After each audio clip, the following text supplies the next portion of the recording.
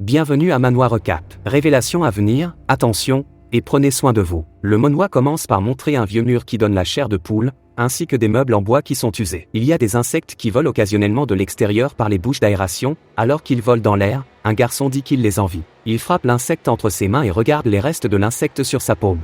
Puis il le lèche, mais s'arrête en disant que c'est vraiment amer. Il dit qu'il a passé toute sa vie ici. Il nettoie l'insecte sur sa main, disant qu'il a toujours été piégé ici. Sa lumière vacille, et le garçon, il ne dit pas son nom même dans les derniers chapitres. Le garçon sera donc son nom pour l'instant, il écrit une introduction pour quand il sortira enfin de la cave. Boy dit que normalement, on commence par son nom, mais il ne connaît pas son nom, car on ne l'a jamais appelé ainsi. Il regarde une photo sur le côté, disant qu'il devrait en avoir une. C'est une photo de lui, de sa mère et de son père. Il a été séparé de sa mère peu de temps après sa naissance, et il peut dire, d'après la photo d'elle et son sourire radieux, qu'elle devait l'aimer beaucoup. Son père interrompt ses pensées en disant qu'elle est partie, que sa mère est morte. Le garçon se retourne et lui demande ce qu'il veut dire. Il lui explique qu'elle est morte peu après sa naissance, en sautant d'un pont. Il se met à rire, ce qui met le garçon en colère. Il dit que même si cet homme est son père, c'est aussi le salaud qui l'a enfermé ici. Pour s'assurer qu'il ne puisse pas s'échapper, il y a plusieurs portes, toutes avec leur propre serrure, et toutes les clés sont sur la hanche de son père. Le père dit qu'il ne l'enverra jamais dehors et lui demande s'il ne lui a pas déjà dit pourquoi sa mère a sauté du pont. Le garçon a l'air effrayé, le père prend un biscuit et le pousse vers le visage du garçon, en disant que sa mère avait peur du monde dans lequel elle vivait. Il lui dit d'imaginer que le biscuit est le monde, puis il le brise en disant qu'elle savait qu'une apocalypse allait se produire. Le garçon est toujours à bout de nerfs. Le père lui dit que s'il ne l'envoie pas dehors, c'est parce qu'il l'aime et qu'il ne peut pas regarder son propre fils commettre un acte d'inaliénabilité. Le garçon tremble de colère et dit qu'il ment. Pense qu'il le croira alors qu'il l'a enfermé ici. Il lui demande s'il pense qu'il le croira alors qu'il l'a enfermé ici. Il lui répond que c'est à lui de décider s'il veut le croire ou non. Il s'empare du carnet de Boy en lui disant que son autoprésentation ne verra jamais le jour. Il s'apprête à le brûler et Boy essaie de l'en empêcher, mais le père l'ignore, et il ne reste plus que des cendres. Boy commence à demander comment quelqu'un comme lui peut être son père. Il lui répond qu'il n'aurait pas dû dire une chose pareille, qu'il fait tout cela pour lui, et qu'il doit le suivre car c'est l'heure de la journée. Il commence à marcher dans le couloir, et Boy dit que cela se produit tous les jours à la même heure. Même depuis les bouches d'aération qui donnent sur l'extérieur, il n'entend rien d'autre que le son de son père et lui, et ils sont seuls dans ce gigantesque sous-sol. Le père commence à écrire au tableau, et Boy dit que c'est toujours la même routine. Il se fait sermonner par son père, puis s'entraîne. Une seule chose lui permet de surmonter cette vie banale, il sourit à un livre. Il sourit à un livre, disant qu'il est capable de lire des livres de la bibliothèque pour se divertir. Il y en a beaucoup, mais il aime ceux qui décrivent le monde extérieur, il ne peut qu'imaginer à quoi il ressemble. Il se demande à quoi ressemble la lumière du soleil et se dit qu'il doit faire assez chaud. Il veut sentir ce que c'est que de courir dans l'herbe et les arbres. Il veut voir à quoi ressemblent les autres et peut-être se lier d'amitié avec eux. Mais surtout, il veut retrouver sa mère. Son père lui donne un coup de pied au visage. Celui-ci saisit le livre en disant qu'il lui a sûrement dit quel livre il avait le droit de lire. Et c'est un livre sur la surface, s'amuse le père. Il dit que c'est pathétique que le garçon soit si attaché à l'extérieur. Et il lui a déjà dit qu'il ne devait jamais sortir, car lorsque l'apocalypse arrivera, le monde sera rempli de cris et de sang, et il ne restera que des cendres. Le seul endroit où il peut survivre, c'est ici, au sous-sol. Boy dit qu'il en a assez de ces foutus mensonges, il est toujours question de l'arrivée de l'apocalypse. C'est pour cette raison qu'il a été enfermé ici, constamment maltraité physiquement. Il dit qu'il s'échappera de cette prison quoi qu'il en coûte. Mais que ce n'est pas le moment de le faire, qu'il doit attendre l'occasion parfaite. Dès que sa garde sera baissée, il essaiera de s'emparer des clés et de s'enfuir. Dans la zone d'entraînement du bunker, on voit Boy transpirer en faisant des pompes. Son père lui dit que s'il est fatigué rien qu'avec ça, il ne pourra pas survivre. Il n'en a fait que 10 jusqu'à présent, mais on voit qu'il a un poids énorme sur le dos. Ses bras lâchent et il s'effondre sous le poids. Il est épuisé et son père s'approche de lui. Il tend la main vers lui. Mais Boy est confus, il voit que son père a l'air attentionné et lui demande pourquoi il l'aide. Le père lui attrape le bras et le soulève en disant qu'il n'a jamais dit qu'il l'aidait. Il lui donne un coup de pied qui le fait rouler vers un miroir, qu'il percute de plein fouet. Il s'y écrase le dos le premier. Le père dit que si quelqu'un lui tend la main, il ne doit jamais lui faire confiance. Il faut toujours se méfier des humains, surtout pendant l'apocalypse. C'est pour cela qu'il l'a entraîné, et les techniques de combat seront essentielles, car il doit être capable de survivre à main nue. Mais il se rend compte que Boy ne l'écoute pas, car il ne réagit pas. Il dit qu'il est faible de s'être effondré à cause de cela. Il se tourne pour partir, disant qu'ils peuvent en rester là pour aujourd'hui. Alors qu'il s'en va, les yeux de Boy se remplissent d'opportunités. Il dit que cette négligence est ce qu'il attendait. Il se lève d'un bond et saisit un morceau de verre, que son père n'a toujours pas remarqué. Boy commence à courir vers lui, puis se ressaisit. Il s'élance vers l'avant en disant qu'il peut le tuer et s'échapper. Alors qu'il se rapproche de plus en plus du dos de son père, Boy sourit en disant que ça a marché. Le père s'arrête de bouger alors que le garçon se rapproche. Le garçon a fait une erreur dans son plan, le père regarde le sol et voit une ombre derrière lui, et il est révélé qu'il n'a jamais baissé sa garde pour commencer. Le tesson se rapprochant de plus en plus, son visage se déforme lorsqu'il se tourne vers lui et lui sourit. Le garçon est surpris de voir les mouvements de son père qui ressemblent à ceux d'une créature, mais il poursuit son plan et tente de le poignarder. Le père évite l'attaque, à la grande surprise du garçon. Le père commence à pivoter et à tordre son corps en même temps qu'il tente de donner un coup de pied circulaire. Le garçon se rend compte qu'il est foutu, et tout ce que nous entendons est le son du coup de pied. Il tombe inconscient. Un peu plus tard, le bruit de l'eau qui coule le réveille. Il se lève et voit l'eau de l'évier s'écouler dans un seau, tandis que son père lui dit qu'il est enfin réveillé. Il lui dit que c'était une bonne tentative, du moins en ce qui concerne l'attaque. Mais il lui a déjà dit que si ce n'est pas à main nue, cet entraînement ne servira à rien. Il commence à sourire, disant que la pénalité pour l'utilisation d'une arme est qu'il s'entraînera 2 fois plus. Le père verrouille la porte de la cellule et s'en va en disant à Boy de se reposer. Comme la journée de demain sera difficile, il rit pendant que les lumières s'éteignent. Il marche dans le couloir et Boy dit qu'il sait quelque chose que son père ne sait pas. Lorsqu'il éteint la lumière, toute l'électricité de la pièce s'éteint pendant un moment et tous les bruits s'estompent. Et s'il se concentre sur l'écoute pendant ce moment, il peut entendre des choses qui étaient trop assourdies auparavant. Même si elles sont très éloignées, il peut les entendre faiblement. Le bruit des roues qui tournent, le chant des oiseaux, ainsi que le bruit d'une ville pleine de gens. Il en a déduit 2 choses, alors que son père dit qu'il est l'heure d'aller se coucher. En réalité, il fait jour en surface, et l'autre vérité est que la terre est paisible. Son père n'arrête pas de dire que la fin approche, mais c'est une excuse pour le garder enfermé. Il a donc l'intention de s'évader d'ici et de retrouver sa mère, chaque fois qu'il demandera de ses nouvelles. On lui a seulement dit qu'elle était morte. Mais maintenant qu'il sait qu'il ne fait que mentir, il pense comprendre. Cela signifie qu'elle est en fait vivante. Il remonte sa couverture en disant qu'il va faire en sorte de la retrouver. On voit le père marcher dans le couloir en riant, puis son téléphone sonne. Il s'arrête de bouger et le prend pour voir qu'il s'agit de quelqu'un qui s'appelle Rivet. Son expression faciale devient sérieuse et il demande ce que c'est. Il lui répond qu'il leur a dit de ne pas le contacter, sauf en cas d'urgence. Pendant que le garçon dort, le père écoute River parler pendant plusieurs minutes. Lorsque River s'arrête enfin de parler, le père dit que c'est bon et qu'il faut laisser vivre le garçon. Celui-ci s'effondre immédiatement sur le sol, sanglotant à cause de ce qu'on lui a dit. Un peu plus tard, Boy entend son père rire et ouvre les yeux pour constater qu'il n'est pas du tout d'humeur habituelle et qu'il a l'air inquiétant.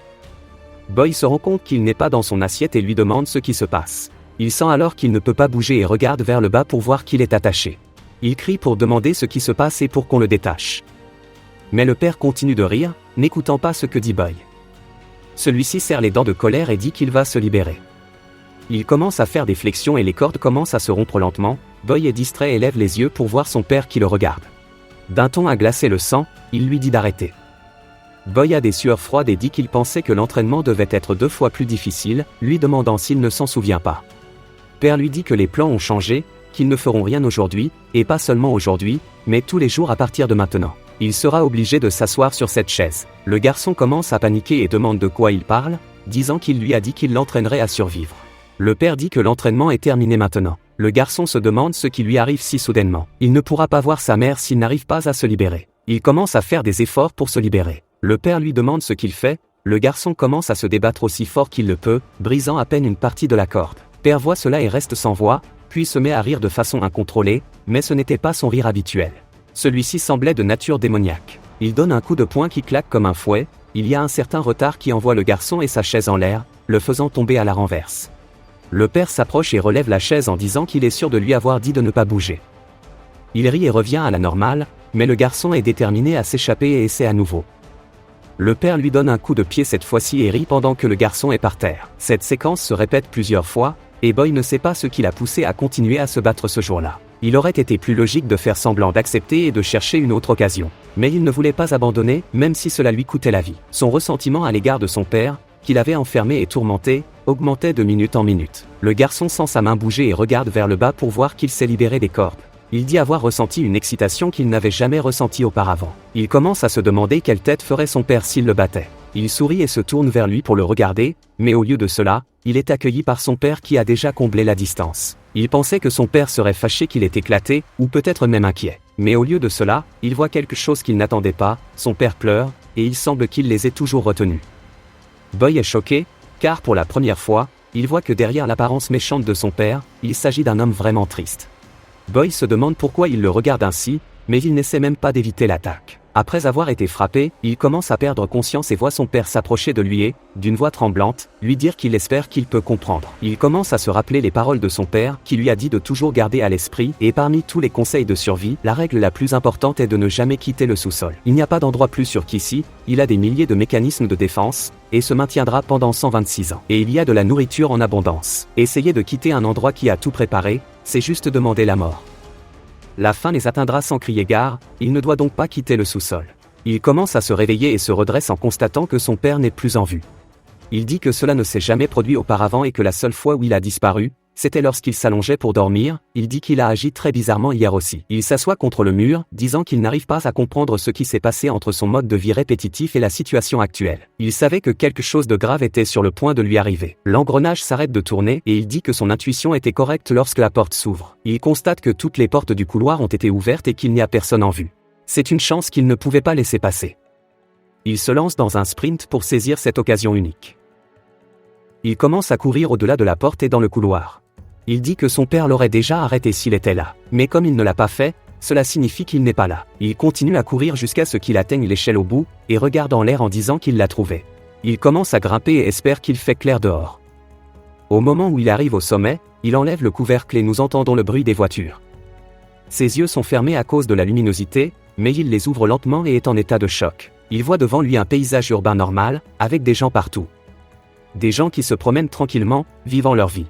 Son cœur se met à battre fort, il a enfin réussi à sortir. Un homme s'approche et lui demande pourquoi il est au milieu de la route. Le garçon se retourne et est heureux de voir quelqu'un d'autre. L'homme se demande s'il n'a pas un problème à la tête. Le garçon se rend compte qu'il est trop tôt pour cela, il ne peut pas baisser sa garde maintenant qu'il s'est échappé. Comme son père pourrait se rendre compte qu'il a disparu, la meilleure chose qu'il puisse faire est de courir et de créer une distance. Alors qu'il court à travers la ville, il dit qu'il a rêvé de cela toute sa vie. S'échapper du sous-sol et être vraiment libre. Jusqu'à il y a quelques instants, la tâche lui semblait impossible, mais d'une certaine manière, il lui semble étrange que la porte se soit ouverte si soudainement. Il s'arrête de bouger pour se demander pourquoi. Il pense qu'il s'agit peut-être d'un dysfonctionnement du système, mais il est impossible qu'il s'ouvre uniquement à cause de cela, car père ne ferait pas d'erreur. Ce qui lui fait penser que l'ouverture de la porte était peut-être l'intention de son père depuis le début. Il secoue la tête en disant que ce n'est pas possible, car c'est lui qui a établi la règle de ne jamais quitter le sous-sol. Le garçon regarde autour de lui et voit des gens qui vivent leur vie comme des gens normaux, des étudiants, des enfants qui jouent joyeusement et des sourires partout.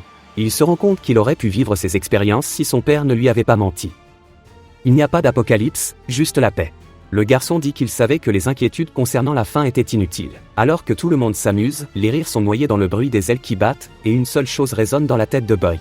La seule chose qui résonne dans la tête des garçons, c'est que la faim les surprend tous sans crier gare. Des oiseaux s'envolent dans le ciel et tout le monde regarde quelque chose dans l'incrédulité la plus totale. Un ballon bloque la vue de Boy, mais au fur et à mesure qu'il passe, nous voyons qu'il y a quelque chose dans le ciel. Cette chose commence à cacher le soleil, et tout le monde commence à se demander ce qui se passe. La mystérieuse planète commence à former un tourbillon. En regardant de plus près la planète, on s'aperçoit qu'il y en a plusieurs qui se forment en même temps et qui se dirigent tout droit vers la Terre, comme des tentacules.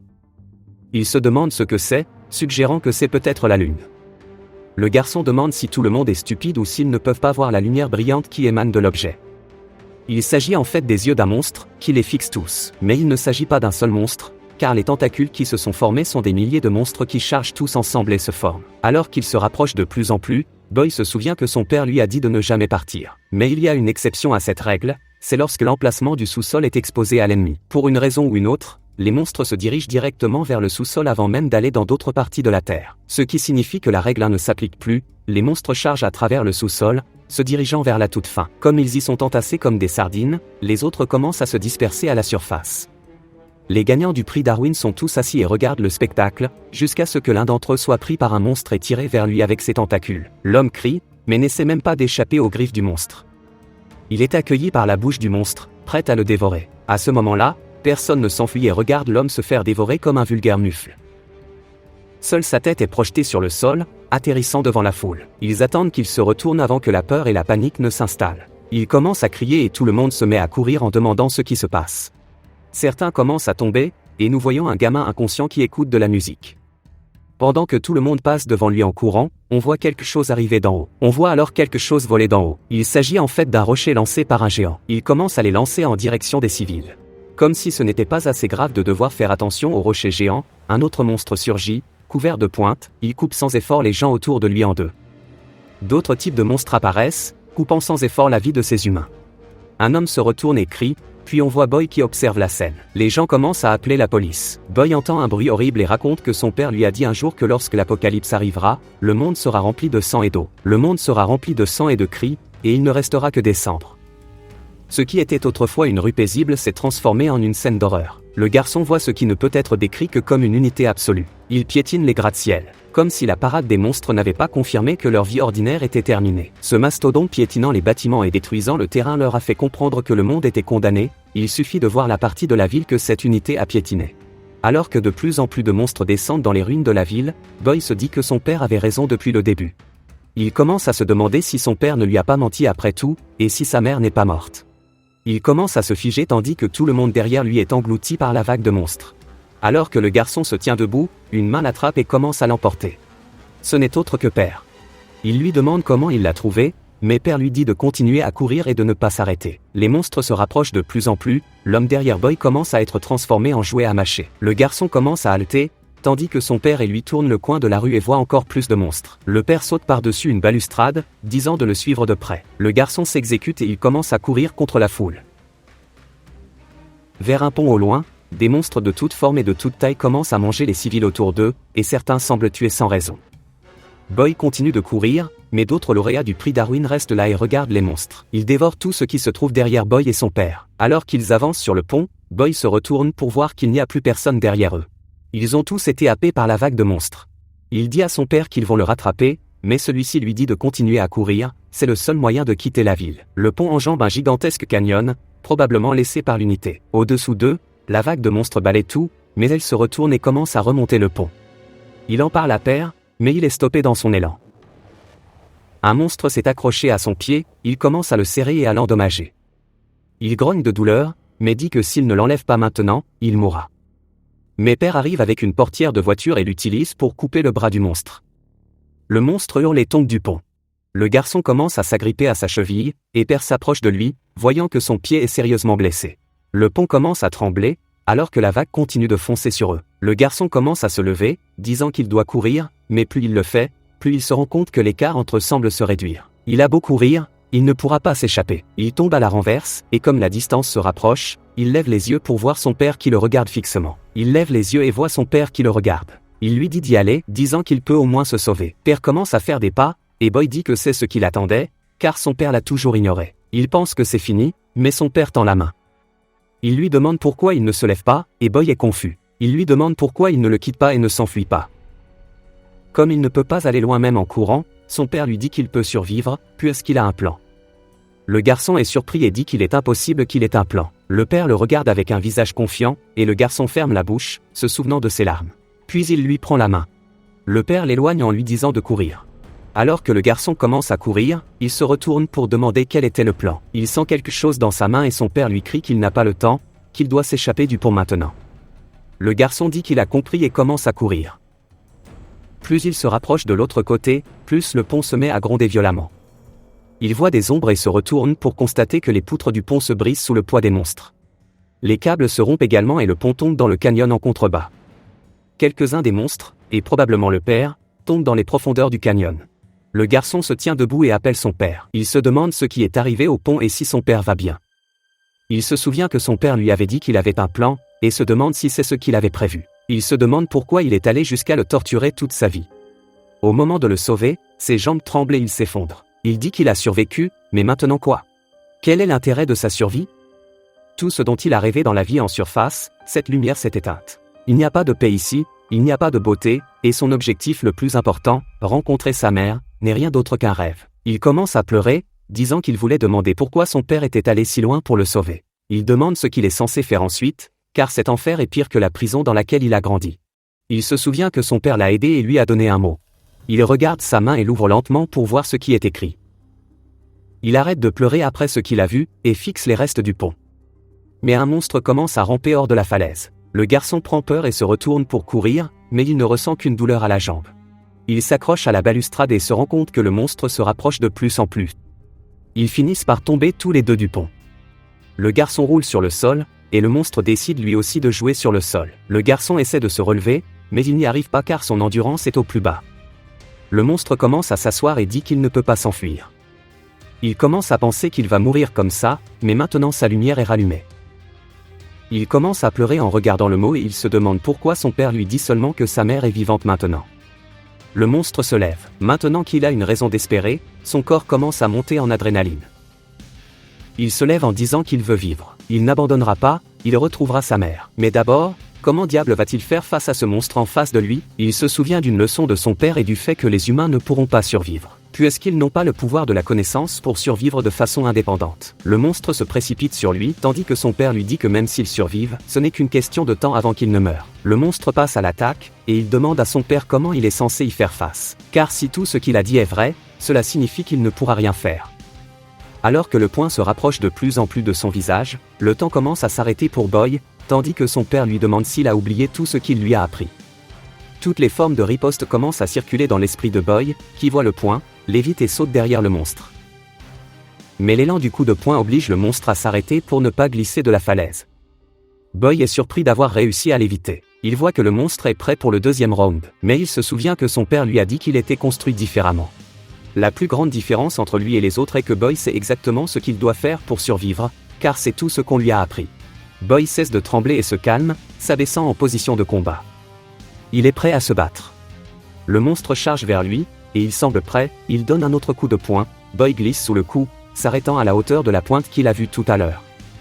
Il l'attrape et l'arrache du sol, puis il fonce sur le monstre. Celui-ci se retourne pour l'attraper, mais Boy esquive l'attaque, et avec la pointe dans sa main, il l'attrape et se tourne vers le monstre. Il l'attrape et se retourne pour poignarder le monstre en plein dans la tête avec. On passe à une autre zone, où les monstres ont complètement pris le contrôle de la ville, ou du moins des décombres qui restent de la ville. Dans les souterrains, nous voyons quelques survivants, qui disent que les flics devraient faire quelque chose maintenant, puisque cela fait 4 jours. Ils disent qu'ils ont de la chance de pouvoir se cacher ici, mais que leur réserve de nourriture s'épuise. La fille regarde son ami, qui ne dit rien. Il dit que s'il garde espoir, peut-être que quelque chose changera. Un homme lui dit qu'elle met tout le monde mal à l'aise. Elle répond qu'elle ne parle pas fort et il dit que ce n'est pas ce qu'il veut dire. Comme nous le voyons, son amie est probablement déjà morte. Il lui dit de ne pas s'en préoccuper et s'en va. Il dit qu'il est peut-être en train de perdre la tête. Une écolière l'interpelle et lui dit qu'elle ne trouve rien à manger nulle part. Il lui dit qu'ils doivent trouver de la nourriture d'une manière ou d'une autre s'ils veulent rester ici. Elle dit qu'il y a encore un endroit à vérifier, et qu'elle n'a pas regardé par là, alors elle va vérifier à nouveau. Il ne faut donc pas abandonner. L'homme sourit et la remercie en disant que tout le monde est épuisé par la garde contre les monstres. Et qu'elle est la seule à vouloir les aider autant, qu'elle est une enfant formidable. Il dit qu'elle est une enfant formidable. Elle secoue la tête en disant que non, il dit qu'ils doivent continuer à espérer et essayer de faire sortir tout le monde d'ici. Elle reste sans voix et s'approche de 2 personnes qui discutent. Ils se retournent pour la regarder et elle leur demande s'ils ont trouvé de la nourriture ici. Ils se regardent et sortent un sandwich en disant qu'ils l'ont trouvé plus tôt. La fille déchire alors le sac et leur dit d'attendre, mais ils le mangent. Elle leur demande ce qu'elles font, disant qu'elles ont dit qu'elles partageraient leur nourriture. L'autre fille dit que ce sont ces gens ennuyeux qui ont pris cette décision et qu'ils n'ont jamais dit qu'ils l'accepteraient. Elle leur dit qu'hier encore, ils ont mangé la nourriture de la portion partagée. L'homme dit qu'il ne s'en souvient pas. La fille serre les dents et dit qu'elle va les dénoncer. L'homme se lève et la menace, lui disant d'aller de l'avant et d'essayer, qu'ils ne resteront pas là à regarder. Elle dit que c'est inutile, puisqu'ils ne peuvent pas l'attraper, comme s'il y avait une chose pour laquelle elle était douée. C'est s'enfuir. Le type commence à marcher vers elle, mais un cri se fait entendre et ils se retournent tous et commencent à avoir peur. La femme dit que c'est venu de loin et qu'ils s'en sortiront probablement. Il dit qu'il a eu peur pour rien, puis remarque que l'écolière est recroquevillée sur le sol. Il la voit trembler, puis se moque d'elle. Il dit qu'elle était si confiante il y a 1 minute, mais qu'elle a maintenant trop peur pour bouger. Elle aperçoit la nourriture qu'ils ont laissée derrière eux et s'en va rapidement. Elle retourne voir le gars de tout à l'heure, et il lui demande si elle a regardé dans la zone qu'il a indiquée. Elle répond par l'affirmative et il lui demande comment cela s'est passé. Nous voyons la nourriture dans sa poche, mais son estomac gronde et elle lui dit qu'elle n'a rien trouvé. Il lui répond qu'il n'est pas surpris et que l'important est qu'il soit en vie. Mais bien sûr, cela ne durera pas longtemps car un monstre fait irruption dans la pièce. L'écolière est renversée, mais elle se relève et voit avec effroi le monstre derrière l'homme. Il rampe étend la main vers elle, la suppliant de l'aider. Mais elle s'enfuit en disant qu'elle est désolée, l'homme lui dit d'attendre, et elle dit qu'elle lui a déjà dit qu'elle n'était pas une bonne personne. Alors qu'il est transformé en jouet à mâcher, le couple de tout à l'heure se met à courir. Le couple de tout à l'heure se met à courir lui aussi, il aperçoit l'écolière qui court tout droit vers un monstre. La femme dit que ça va aller, qu'ils peuvent l'utiliser comme appât, elle continue à courir et la fille la traite d'idiote. Le monstre s'abat sur elle et elle s'en aperçoit. Mais elle n'a pas abandonné, elle plonge vers l'avant et roule pour éviter les attaques, en faisant une roulade en équilibre sur les mains. Les autres sont surpris, car elle a réussi toutes ses acrobaties. Il se souvient qu'elle avait dit qu'elle était douée pour s'enfuir et qu'elle ne bluffait pas, puis ils se font dévorer. Nous la voyons enfin se mettre à l'abri et se faire gazer. Elle tombe sur le sol et espère que les monstres la laisseront tranquille. Elle crie et le pousse, pensant qu'il s'agit d'un cadavre, mais il marmonne, et elle se rend compte qu'il n'y a pas d'autre solution. Mais il marmonne et elle se rend compte qu'il est vivant. Mais juste devant eux se trouve un monstre, elle se demande si le monstre a entendu son cri. Il commence à ramper vers eux et elle tremble de peur, mais elle voit le garçon toujours allongé sur le sol. Elle l'attrape par le col et l'entraîne loin du monstre, les cachant tous les deux. Il commence à partir et elle remercie Dieu. Il est parti, et elle soupire en disant qu'elle est vivante. Elle regarde ensuite vers le bas pour voir que Boy est maintenant réveillé. Elle crie à nouveau et il s'éloigne d'elle. Il lui demande qui elle était, ce qu'elle lui a fait. Elle est confuse, mais tout ce qu'il entend, ce sont les paroles de son père qui lui dit de ne faire confiance à personne. Elle lui demande ce qu'il veut dire en disant qu'elle l'a caché d'un monstre. Mais il dit que son père a probablement raison et qu'il ne devrait pas s'approcher des humains. Il lui demande comment il peut la croire, mais son estomac gronde et il s'effondre sur le sol. Il dit que ce n'est pas bon car il a faim. Il a mangé quelque chose il y a 5 jours dans la cave et il a atteint sa limite. Il a fait des pauses pour préserver son énergie, mais il est tombé sur une humaine. Elle lui dit qu'elle n'a rien à manger, et il lui demande de quoi elle parle, puisqu'il ne lui a pas demandé en premier lieu. Elle lui répond qu'il avait juste l'air d'avoir faim, et qu'elle le lui a dit dès le départ. La nourriture tombe de sa poche et elle commence à transpirer nerveusement. Il lui demande ce que c'est, et elle commence à penser à une couverture, mais il n'a vraiment aucune idée de ce que c'est. Mais il a de plus en plus faim en la regardant. Il lui demande alors s'il s'agit de nourriture, et elle s'empresse de répondre par la négative. Il dit qu'il a dû se tromper, mais elle continue d'essayer de le cacher, et dit qu'il est idiot de ne pas reconnaître la nourriture. Et qu'elle peut probablement sortir d'ici. Il la traite alors de menteuse, lui demandant si elle pensait qu'il croirait vraiment un humain. Elle est perdue, il lui répond qu'elle aurait tort de penser qu'il la croirait, car tous les humains mentent. Elle se rend compte qu'elle a sous-estimé la fluidité du cerveau de ce type. Le garçon dit qu'à en juger par sa réaction, il peut dire que c'est de la nourriture, qu'il en a besoin et que si elle n'a pas l'intention de coopérer, il la prendra de force. Mais elle lui entend la moitié, disant que c'est exactement la moitié, qu'elle ne peut pas lui en donner plus. Il se demande pourquoi elle partage, disant que cela ne fait que la désavantager. Elle lui dit qu'il doit lui rendre 4 fois ce qu'elle lui a donné et qu'il ne doit pas l'oublier. Il dit d'accord et commence à manger sa moitié, puis il part et elle lui demande où il va. Il lui répond que maintenant qu'il a mangé, il part. Elle lui demande où il va bien pouvoir aller dans cette situation. Elle lui dit que c'est son quartier et qu'elle connaît bien l'endroit, donc elle est sûre qu'il n'y a nulle part où aller à cause des monstres. Elle le croise et lui demande pourquoi il s'est arrêté de bouger. Il lui demande si elle connaît vraiment bien le quartier. Elle répond que oui et qu'elle a grandi ici. Il lui demande alors si elle sait où se trouve le métro. Après s'être faufilée un peu partout, elle se demande comment elle a pu se retrouver dans cette situation. Si elle avait su, elle n'aurait pas partagé son pain avec lui. Mais elle est curieuse et lui demande pourquoi il veut aller dans le métro. Il lui répond qu'il y est en sécurité, qu'il concentre les biens nécessaires à la survie et que c'est une voie qui leur permet de voyager à l'abri des regards des monstres. Et surtout que le métro rend difficile la détection des humains par les monstres. Elle dit qu'il est étrange, et elle parle comme s'il savait quelque chose. Et c'est bizarre qu'il n'ait pas reconnu le pain plus tôt. Elle dit qu'ils sont ici, mais elle est confuse en disant qu'elle est sûre que c'était ici au moins. Il lui demande si elle essaie de le tromper. Elle lui répond que ce n'est manifestement pas le métro, mais qu'elle essaie d'en trouver l'entrée. Elle lui dit d'attendre ici et qu'elle la trouvera, mais elle est effrayée par un vieil homme qui lui dit de se taire. Il dit qu'il est venu ici parce qu'il a entendu quelque chose, mais qu'il ne s'attendait pas à ce que ce soit des humains. Le garçon lui demande qui il est, et il lui répond que c'est impoli, et qu'ils pourront se présenter plus tard. Il leur dit de le suivre, mais la fille demande où ils vont. Il leur répond qu'ils l'ont bien cherché et les guide à travers les décombres jusqu'à l'escalator. Il leur révèle que c'est le métro qu'ils cherchaient. La fille dit qu'il y a beaucoup de monde et que c'est surprenant de voir autant de monde ici. Le vieil homme dit qu'il ne peut pas oublier ce moment. Il savait qu'il n'y aurait nulle part où s'enfuir, mais il a trouvé cet endroit en s'échappant. C'était de la chance, mais il a cherché des médicaments à la surface, et c'est pour cela qu'il les a entendus parler. Boy regarde autour de lui en disant qu'il avait prévu de faire un métro dans la base, mais qu'il y a tellement de monde ici. Il en voit de tous les types, ceux qui sont noyés dans le désespoir, ceux qui semblent montrer leur mauvais côté, et il y a même quelqu'un qu'il n'arrive pas à cerner ici. Plus il y a d'humains, plus il y a de facteurs de risque à gérer. Mais aucun d'entre eux ne peut vraiment le mettre en danger. Il peut instinctivement dire qui est dangereux, comme avec les monstres de la surface, et aussi comme son père, il peut sentir une aura pour ainsi dire. Mais personne ici ne dégage de sentiment de danger, alors peut-être qu'il n'y a pas de danger à rester ici, puisqu'aucun d'entre eux ne peut vraiment lui faire de mal, et même s'ils deviennent des ennemis. Mais sa pensée est interrompue par le vieil homme qui dit qu'il est temps de faire les présentations. Son nom est Wang Beom, et il est médecin. Beom répète qu'il cherchait des médicaments et que c'est ainsi qu'il les a rencontrés, mais qu'il n'a rien pu obtenir. Il leur demande ensuite de se présenter, le garçon ne répond pas, alors la fille dit qu'elle s'appelle Haru. Beom dit que c'est un bon nom, et à en juger par ses vêtements, elle doit aller dans un collège virtuel. Elle dit que c'est exact et lui demande s'il le sait. Il répond que bien sûr, car son hôpital se trouvait juste en face de l'école, près du centre commercial. Elle lui répond qu'elle ne se souvient pas de l'existence d'un hôpital à cet endroit. Beom regarde Boy et voit que ses vêtements sont en lambeaux. Elle dit qu'il a manifestement beaucoup souffert et lui demande son nom. Boy répond qu'il ne sait pas comment il s'appelle. Beom est surpris, et Boy explique qu'il n'en a jamais eu. Beom pense que c'est une blague et dit qu'il pourra le lui dire la prochaine fois, puis il rit. Un homme entre rapidement en disant que les choses ont empiré. Nous voyons un homme blessé appuyé contre un mur, et il est heureux de voir Beom.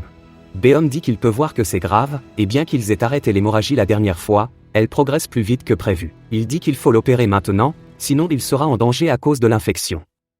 Il montre qu'il a les outils chirurgicaux, disant qu'ils doivent le faire maintenant. Il va désinfecter la plaie et Boy dit qu'il a lu des livres sur les médecins.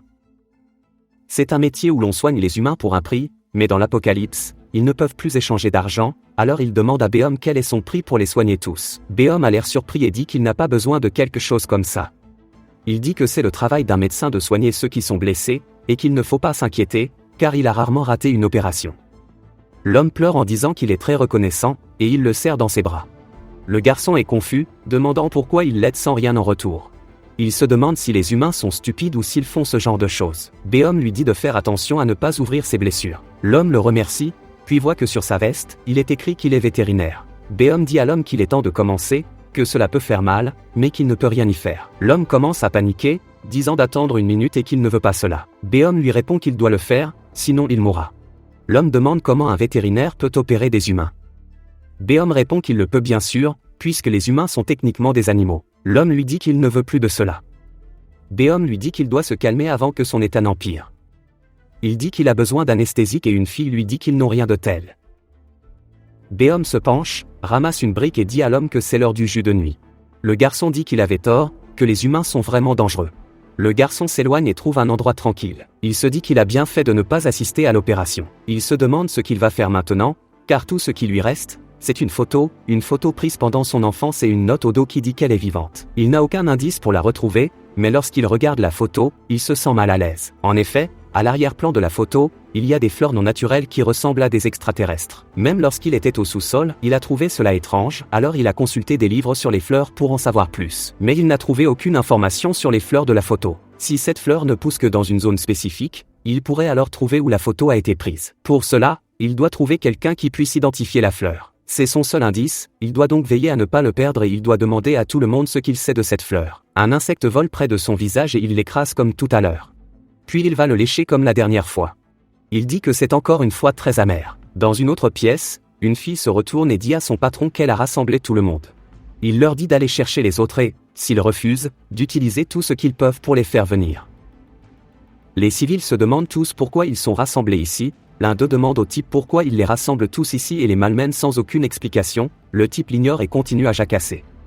L'homme à la cicatrice le regarde fixement, ce qui lui fait froid dans le dos. L'homme dit qu'il peut regarder dans les profondeurs de l'esprit humain, qu'il peut voir leurs vraies pensées, et qu'il peut tout lire dans leurs yeux.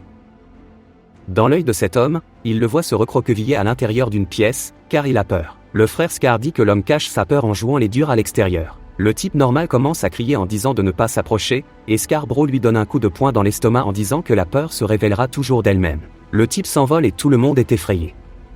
Il revient vers lui et le relève en disant que c'est exactement ce qu'il voulait voir. Il veut en voir plus, il veut voir à quel point il est effrayé. L'homme le supplie d'arrêter, et sa sous-fifre lui dit que certaines personnes ne sont pas là. Il demande qui, elle répond le vieil homme, un garçon et une fille, ainsi que la personne blessée. Il dit qu'il lui a dit de les rassembler tous, et lui demande ce qui a mal tourné. Elle dit qu'elle l'a donné à ce voyou, mais qu'il n'a pas écouté et qu'il a disparu. Scar dit qu'ils n'ont jamais pu maîtriser ce type et qu'il le fera lui-même car il veut les regarder dans les yeux quand il les trouvera. Elle demande ce qu'il faut faire de celui qui est par terre. Scar dit de le jeter dehors. L'homme dit qu'ils ne peuvent pas et qu'il fera tout ce qu'il demande. Scar commence à se diriger vers la zone où se trouve Boy. Nous voyons Boy sur le sol, il se demande quand il s'est endormi. Il dit qu'il n'a pas pu se reposer pendant quelques jours. Mais il est surpris car il n'a aucune idée de l'endroit où il se trouve. Il appuie sur son pied, mais n'a aucune idée de l'endroit où se trouve le sol. Il se demande si le sol essaie de l'avaler, mais il dit que non, la sueur coule de son menton sur le sol. Et il dit qu'il a peut-être déjà été mangé par quelque chose. La chose commence à s'enrouler autour de ses bras et s'attaque à son cou. Il tente de s'échapper, mais la chose l'encapsulait. Il se rend compte que c'était un rêve, et dit qu'il se sentait vraiment réel. Il voit Scar et ses hommes devant lui et leur demande qui ils sont. Scar lui dit qu'il a 2 minutes et que s'il n'arrive pas au centre de la station, il l'expulsera d'ici. L'un de ses hommes de main lui dit qu'il ferait mieux d'y aller maintenant, sinon cela pourrait être trop risqué.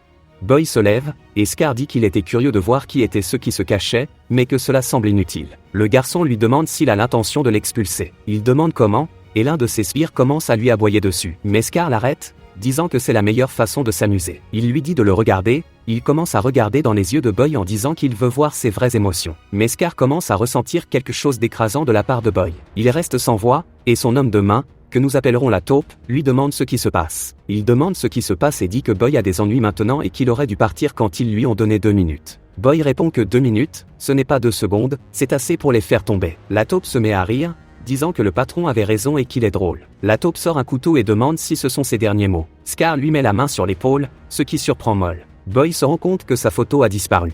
Moll lui demande s'il la cherche, il répond qu'il ne s'attendait pas à trouver quelque chose d'intéressant et qu'il a juste trouvé cette stupide photo. Boy commence à s'énerver et s'avance en disant que s'il y a ne serait-ce qu'une égratignure sur cette photo, il le tuera. La taupe commence à avoir des sueurs froides et la cicatrice s'empare de la photo en disant que si elle s'approche, elle la déchirera. La taupe commence à lui taper dessus, lui demandant où est passée sa confiance en lui. Le garçon s'en veut d'avoir baissé sa garde dans son sommeil. Il dit qu'il savait que les humains étaient plus dangereux que les monstres. La taupe demande ce qu'ils doivent faire ensuite, et s'ils doivent l'expulser. Scar répond que non, et la taupe ne comprend pas pourquoi. Scar explique que lorsqu'il l'a regardé dans les yeux tout à l'heure, il était différent des autres.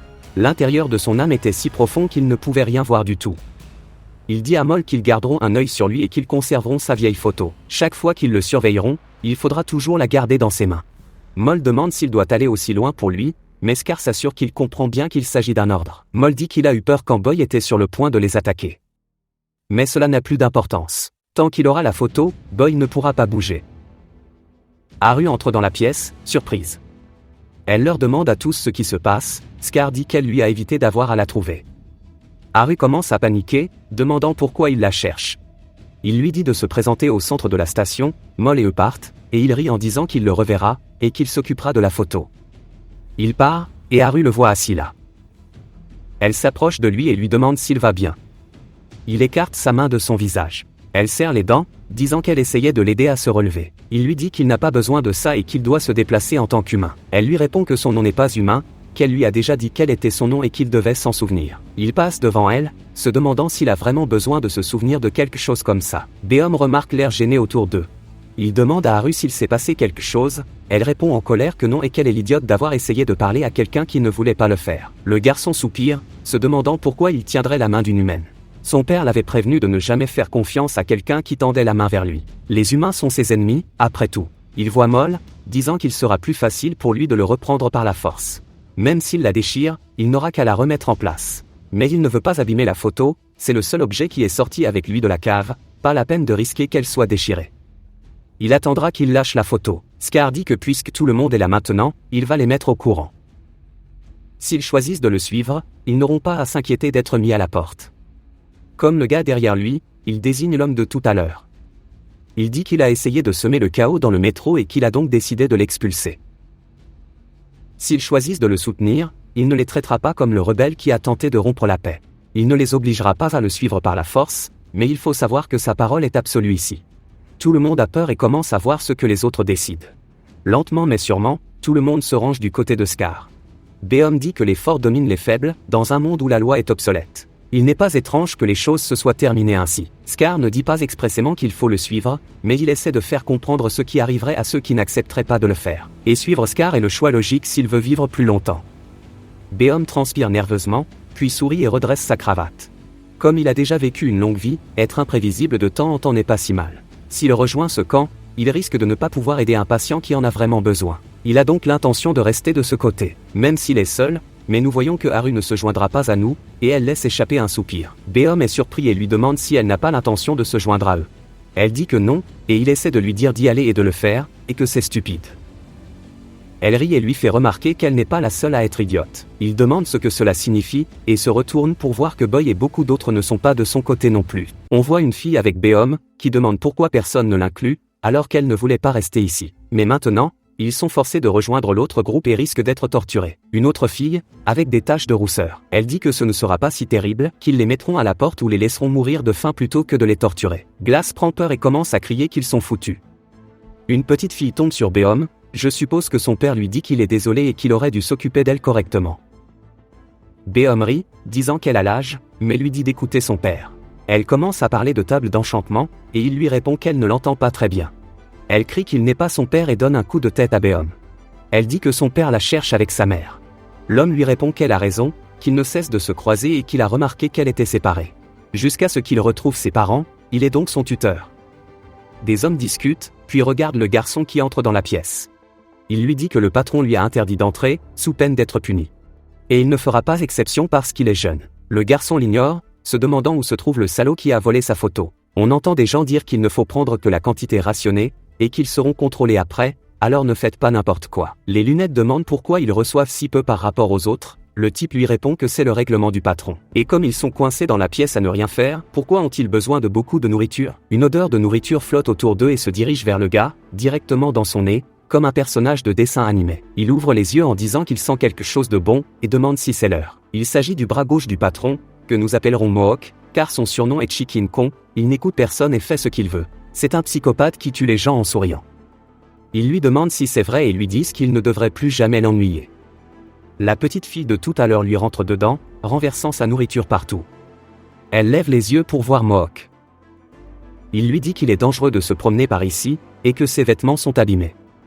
Il lui dit de le suivre, et il commence à parler de la prochaine victime, l'enfant. Mais il se demande pourquoi ils marchent dans leur direction. Mohawk les appelle et il lui demande ce dont il a besoin. Il répond qu'il n'a pas besoin de grand-chose et qu'il doit donner ses rations à cette fille. Ils disent que les rations sont une par personne. Il dit qu'ils peuvent lui donner les siennes alors. Il lui tend le plateau de nourriture qu'elle a renversé, et elle s'arrête de pleurer. Il se demande ce qu'il fait, et il dit que ce doit être une forme de torture. Et il va la déranger pendant qu'elle va manger. Son tuteur lui dit rapidement de se mettre derrière lui et demande à Mohawk ce qu'elle a fait de mal. Mohawk se met en colère et demande ce qu'il a bien pu faire de mal. Le gardien dit qu'ils doivent partir et court rapidement avec elle. Mais la petite fille se retourne pour regarder Mohawk qui est confus, puis il sourit. On passe à des gens qui gardent une porte, et Freckle parle à Haru en disant qu'il semble y avoir plus de surveillance. Le garçon se demande s'il ne devrait pas simplement aller chercher sa photo, et il regarde Haru qui détourne le regard parce qu'elle est ennuyée qu'il ait été impoli avec elle et qu'il ait repoussé sa main. Freckle voit qu'elle agit bizarrement.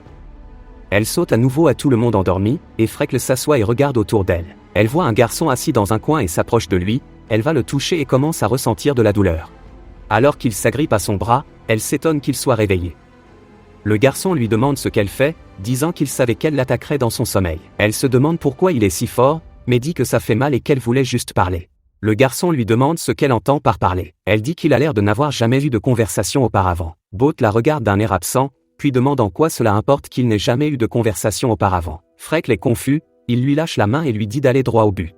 Elle le regarde fixement et lui demande, maintenant qu'elle y pense, pourquoi il est toujours à l'écart des autres, puis lui demande si elle est timide. Il s'énerve en disant qu'elle dit n'importe quoi.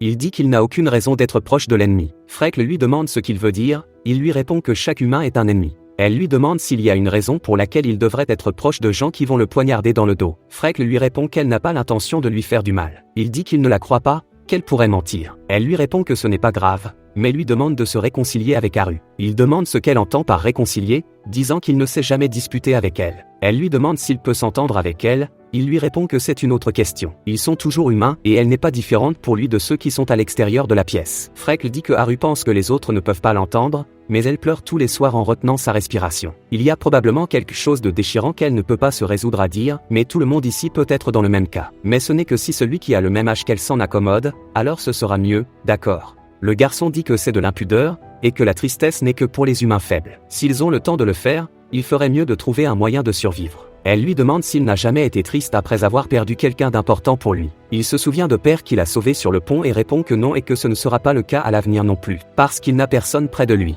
Freckle dit que ne pas être triste parce qu'il n'a pas de personne spéciale, c'est juste donner l'impression qu'il est incroyablement seul en ce moment, et qu'il le restera. Mais ne vous inquiétez pas, elle serait triste pour lui s'il mourait. Le garçon est surpris et dit qu'il se sent mal, car il ne mourra pas et qu'il se moque qu'elle meure. Elle rit en disant que c'est froid, puis commence à tousser. Beom semble se réveiller, elle dit qu'elle a peut-être trop parlé, mais qu'elle ne s'embêtera plus. Elle lui dit de faire de beaux rêves, mais il ne dit rien, et pense juste qu'elle est une humaine bizarre. On voit des lunettes qui font semblant de dormir, en disant que cette merde est épuisante. Si vous avez regardé jusqu'à la fin, commentez, Funion pour me le faire savoir. Abonnez-vous pour plus de contenu, Laissez un like ou un commentaire pour aider la chaîne, merci de regarder.